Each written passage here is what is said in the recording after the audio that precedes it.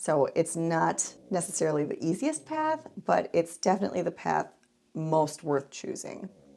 Going vegan, whole food, plant-based can be terrifying, time-consuming, expensive, and very self-defeating.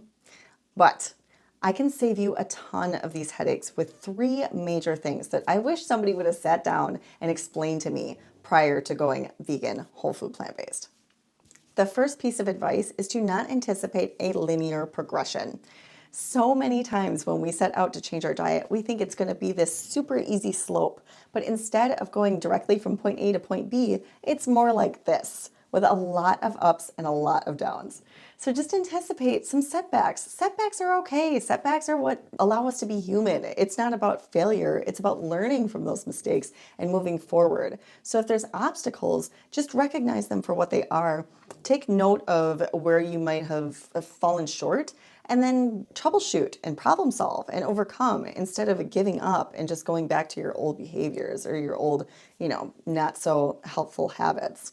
With the junk food and the emotional eating and the nighttime snacking, all of these things that are allowing you to become this person that you did not envision for yourself, we need to course correct. And that only can take place if you are objective about the assessment of those behaviors themselves.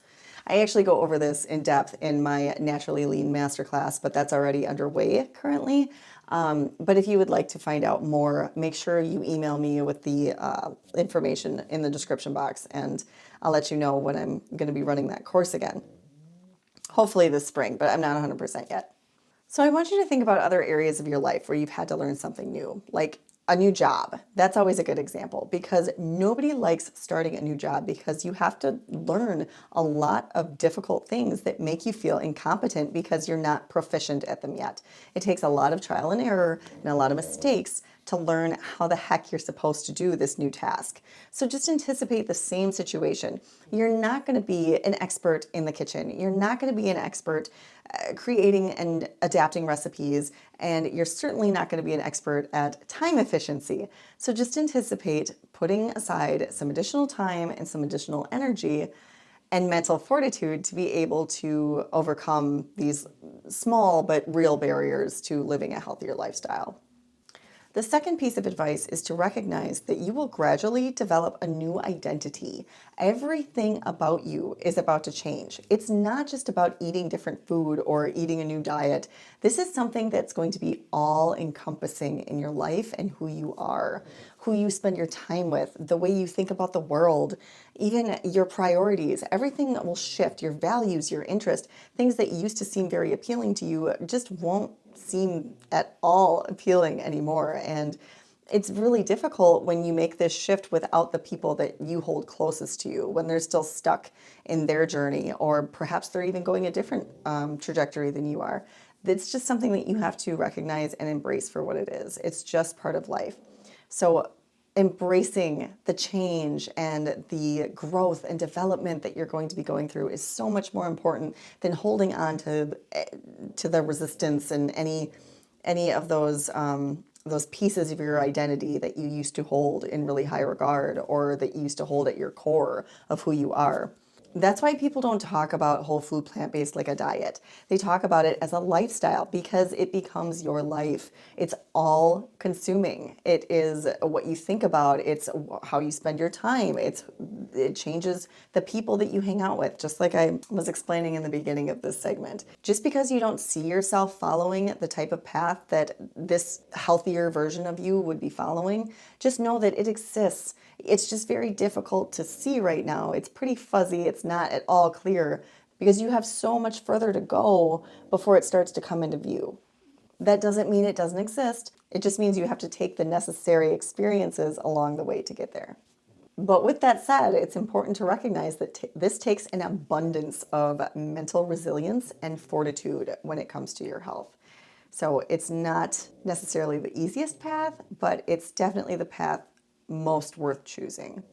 The third piece of advice is to prioritize your health, not your social life. Yes, relationships are important, but not when they're causing you distress and becoming toxic. So what I mean to say is don't feel that this change in your personality or your identity is going to be such a barrier that you can't embrace it along with the people that you love. Because if people are truly meant to be in your life, if they're truly going to help uplift you, then they will accept you for who you are and value what it is that you're trying to do for yourself. Many of the people that you hang around with are going to feel judged, and they're going to want to criticize you, and they're going to provide a lot of pushback with this change that you're trying to make. And it's nothing personal. You can't take it to heart. It's just unfortunately human nature. When people see those closest to them start to make major lifestyle changes, it's scary because you might become something that no longer connects you to that other individual. And they're right to be a little nervous because that's exactly what's happening in most of these situations. I don't want to say lost because I don't feel like I lost these friendships as much as I just grew out of them. And several of my family members, I don't speak to them much anymore because we simply went separate ways. We are not interested in the same things. We don't value the same things. They don't respect my choices, and they certainly don't make me feel uplifted and supported in my decisions. So yes, relationships are likely just as healthy and essential to our health as diet and nutrition, just in a different way. So don't feel like you have to give up all of your friends and family. That certainly hasn't been my experience. But a lot of my relationships did push their limits, and they grew and expanded, and others fell behind and are no longer a part of my life. It's just what happens when two people decide to go into completely different directions, or one person stays stagnant while the other one grows. That's how marriages change. That's how friendships change. It's just part of being human. It's part of the human experience. You just have to accept it, embrace it, and move on.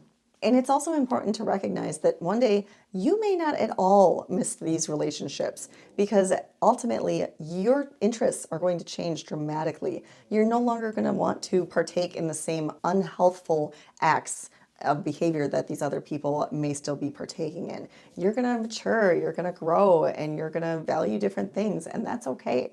It's such a slow and progressive shift that you just accept it for what it is. I certainly held on to toxic relationships a heck of a lot longer than I should have, and it's very detrimental to our well-being.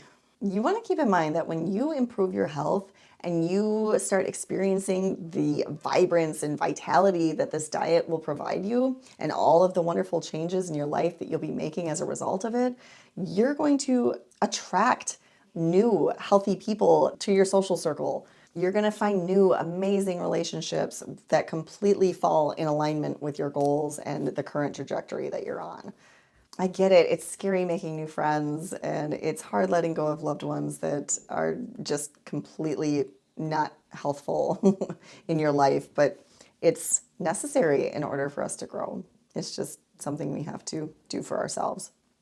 In the beginning, social situations are going to be really uncomfortable for you. You're not going to know how to respond to people in the moment when they are trying to push their toxic, unhealthful, yet seemingly well-meaning foods on you.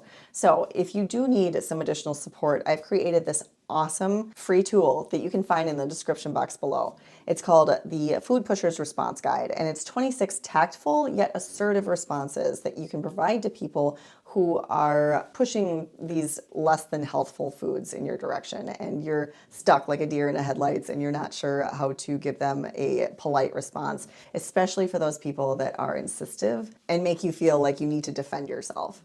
We don't want that situation. These will squash any of that discomfort.